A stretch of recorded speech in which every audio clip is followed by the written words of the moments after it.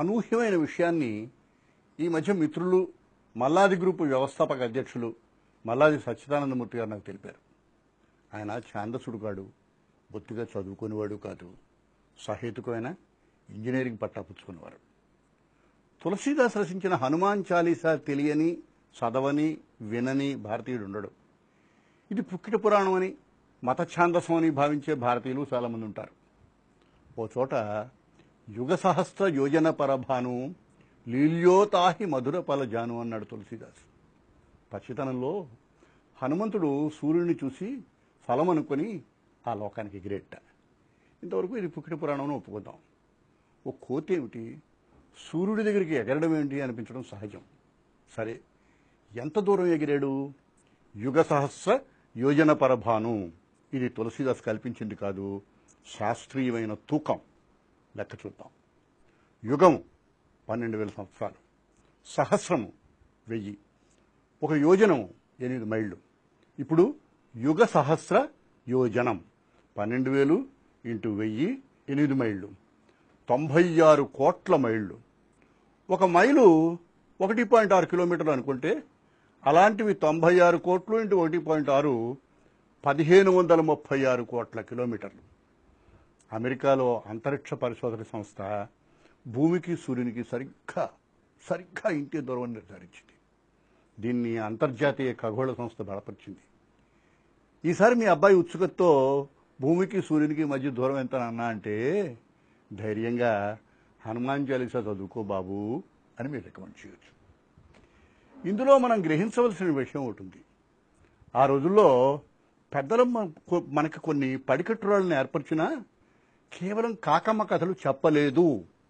తరతరాల విజ్ఞానాన్ని కాచి వడబోసి దాన్ని మనకు అందేటట్టుగా కాకమ్మ కథ అంత సరళం చేశారు.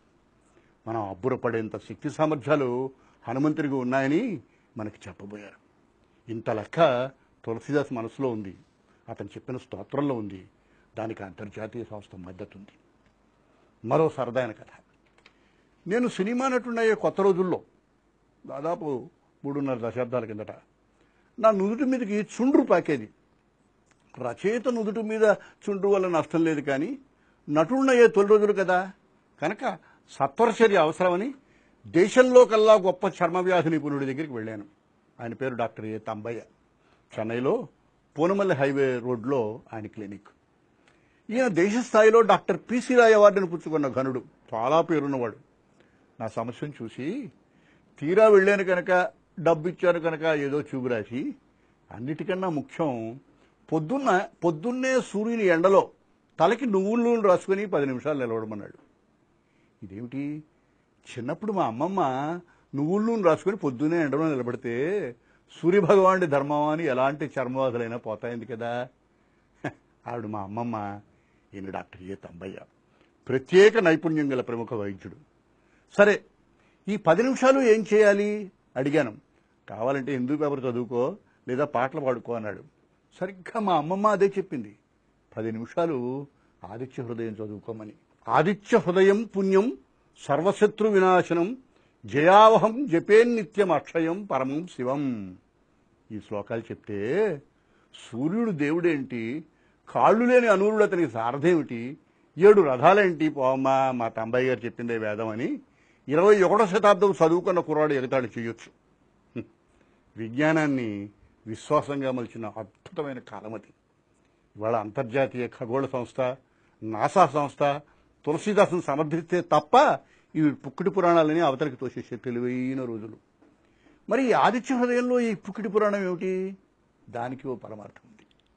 డాక్టర్ తంబయ్య చెప్పాడు కనుక 10 నిమిషాలు ఎండలో నిలబడి హిందూ పేపర్ చదువుకోవడం కన్నా నా రుగ్మతను పోగొట్టు స్వామి అనుకుంటూ మన ఆరోగ్యం మీద, మనల్ని బాగు చేసే ఆ ప్రక్రియ మీద ఆ 10 నిమిషాలు ధ్యానాన్ని ఉంచితే ఇంకా గొప్పది కదా.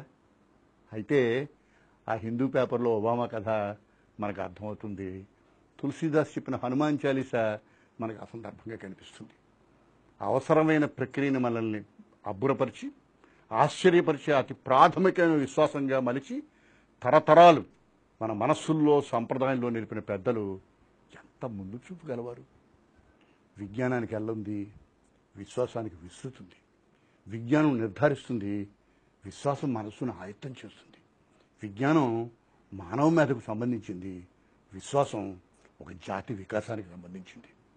విశ్వాసం మత ఛాందస్సుడి గుడితనం కాదు, సంప్రదాయవాది బలహీనత కాదు, ఆర్ష విజ్ఞానం సిద్ధం చేసుకున్న ముసుగు కాదు, అన్నిటికీ మించి ఆలోచనకి తావివ్వని జబ్బు కాదు. ఏ కాలానికైనా, ఏ పనికైనా, ఏ విజయానికైనా ఉండాల్సిన ప్రాథమికమైన అర్హత. ఈ తరం చదువుకున్న మనిషి, మా మిత్రుడు, ఫ్యామిలీ డాక్టరు ఎప్పుడూ నాకు మాట చెప్తూ ఉంటాడు. ఏ రోగానికైనా వైద్యం ఫలించడానికి 4 డీలు అవసరమని. అవి డయాగ్నోసిస్, డ్రగ్, డిలిజెన్స్, డెడికేషన్. అనగా రోగ నిర్ధారణ, మందు, శ్రద్ధ. 4వది కానీ ముఖ్యమైనది ఈ వైద్యం ఫలిస్తుందనే విశ్వాసం. చిన్నప్పుడు తేలు కుడితే మా నాన్నగారు నన్ను విశాఖపట్నంలో మంగళగిరి సీతారామయ్య గారి ఇంటికి తీసుకెళ్తే నాకు బాగా గుర్తుంది. ఆయన నా ముందు కూర్చుని పెదాలు కదుపుతూ ఏదో వర్లించేవాడు. నాకు భయంకరమైన బాధ. తర్వాత నన్ను నోరు తెరవమని నోట్లో ఏదో వేసేవాడు. విచిత్రం, మరో 10 నిమిషాలకు బాధ తగ్గడం ప్రారంభించేది. ఇప్పుడు ఆలోచిస్తే సీతారామయ్య గారు 2 స్థాయిల్లో వైద్యం చేశాడు. మంత్రాలకు చింతకాయలు రాలుతాయనే విశ్వాసాన్ని పునరుద్ధరించాడు. నొప్పికి అసలు మందు ఏదో ఇచ్చాడు. మందు వల్ల నొప్పి పోయింది, మంత్రం వల్ల విశ్వాసం బతికింది. ఇది అపూర్వమైన చికిత్స. నాసాని, అంతర్జాతీయ ఖగోళ విజ్ఞానాన్ని మాత్రమే నమ్మే ఈనాటి విజ్ఞత ఒక గొప్ప స్థాయిలో శాశ్వతంగా మన సంప్రదాయంలో ఇన్సులేట్ చేసిన మరో విలువైన చికిత్సను వదులుకుంటోంది. ఇందుకు తులసీదాసు, డాక్టర్ తంబయ్య, మంగళగిరి సీతారామయ్యలే ఉదాహరణ.